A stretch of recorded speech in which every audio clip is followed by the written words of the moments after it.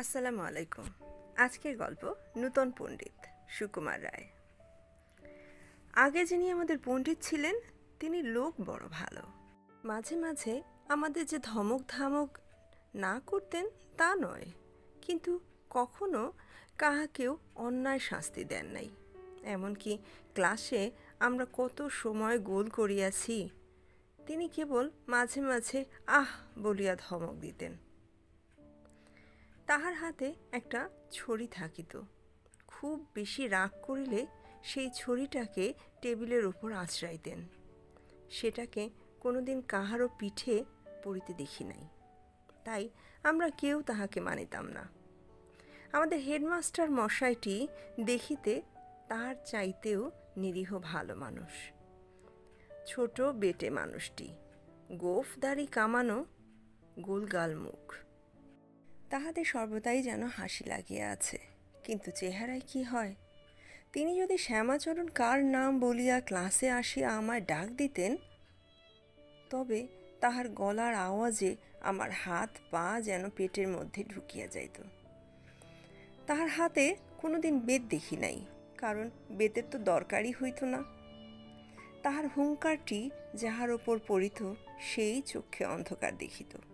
একদিন পণ্ডিত মশাই বলিলেন, সোমবার থেকে আমি আর পড়াতে আসিব না, কিছুদিনের ছুটি নিয়েছি, আমার জায়গায় আর একজন আসবেন। দেখিস তার ক্লাসে তোরা যেন গোল করিস নে। শুনিয়া আমাদের ভারী উৎসাহ লাগিল। তারপর যে কয়দিন পণ্ডিত মশাই স্কুলে ছিলেন, আমরা ক্লাসে 1 মিনিটও পড়ি নাই।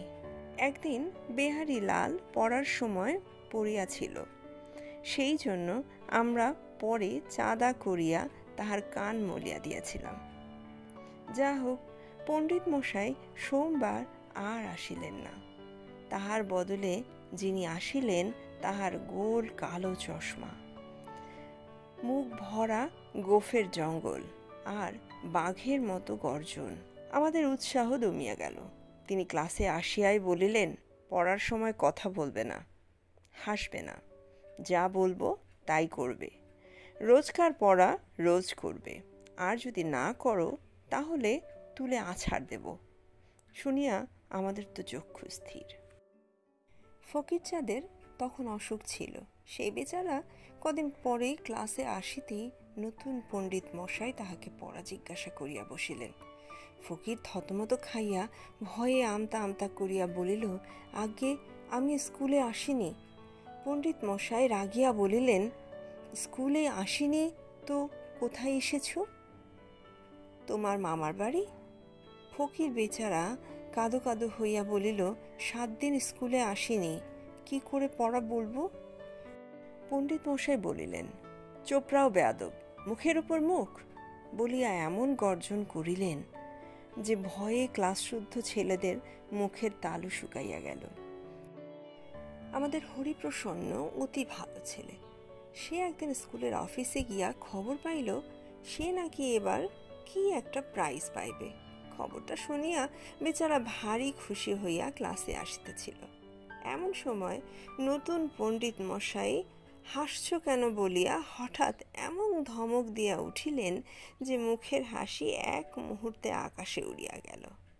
তাহার পরদিন আমাদের ক্লাসের বাইরে রাস্তার ধারে কে যেন হো হো করিয়া হাসিতেছিল। শুনিয়া পণ্ডিত মশাই পাশের ঘর হইতে হা হা করিয়া ছুটিয়া আসিলেন। আসিয়া আর কথাবার্তা নাই, কেবল হাসি বলিয়া হরিপ্রসন্নর গালে ঠাস ঠাস করিয়া কয়েক চর লাগাইয়া আবার হো হো করিয়া চলিয়া গেলেন। সেই অবধি হরিপ্রসন্নের ওপর তিনি বিনা কারণে যখন তখন খাপ হইয়া উঠিতেন। দেখিতে দেখিতে স্কুল শুদ্ধ ছেলে নতুন পণ্ডিতের ওপর হাড়ে চটিয়া গেল। একদিন আমাদের অঙ্কের মাস্টার আসেন নাই। হেডমাস্টার রামবাবু বলিয়া গেলেন, তোমরা ক্লাসে বসিয়া পুরাতন পড়া পড়িতে থাকো। আমরা পড়িতে লাগিলাম, কিন্তু খানিক বাদেই পণ্ডিত মশাই পাশের ঘর হইতে, পড়ছ না কেন বলিয়া টেবিলের ওপর প্রকাণ্ড এক ঘুষি মারিলেন। আমি বলিলাম, আগে হ্যাঁ পড়ছি তো।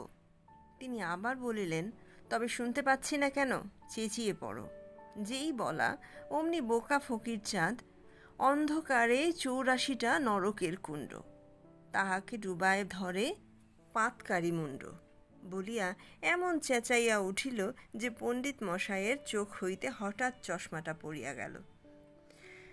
মাস্টার মশাই গম্ভীরভাবে ঘরের মধ্যে ঢুকিলেন। তারপর কেন জানি না হরিপ্রসন্নর কানে ধরিয়া তাহাকে সমস্ত স্কুল ঘুরাইয়া আনিলেন। তাহাকে 3 দিন ক্লাসে দাঁড়াইয়া থাকিতে হুকুম দিলেন। 1 টাকা জরিমানা করিলেন। তাহার কালো কোটের পিঠে খড়ি দিয়া বাদর লিখিয়া দিলেন, আর স্কুল হইতে তাড়াইয়া দিবেন বলিয়া শাসাইয়া রাখিলেন। পরের দিন রামবাবু হরিপ্রসন্নকে ডাকিয়া পাঠাইলেন এবং তাহার কাছে সমস্ত কথা শুনিয়া আমাদের ক্লাসে খোঁজ করিতে আসিলেন।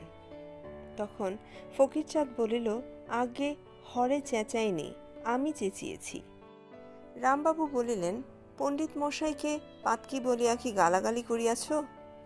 ফকির বলিল, পণ্ডিত মশাইকে কিছুই বলিনি, আমি পড়ছিলাম অন্ধকারে 84টা নরকের কুণ্ড, তাহাকে ডুবায় ধরে পাতকির মুণ্ড।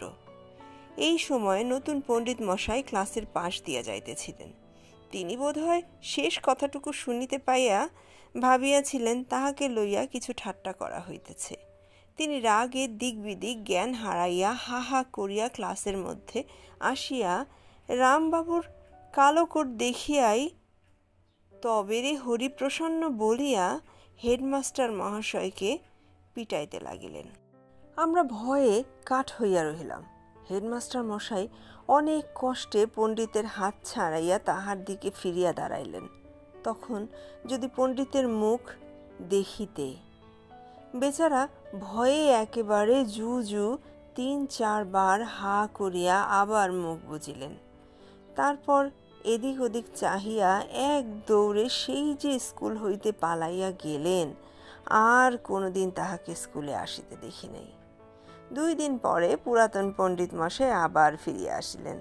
তাহার মুখ দেখিয়া আমাদের যেন ধরে পানি আসিল। আমরা হাঁফ ছাড়িয়া বাঁচিলাম।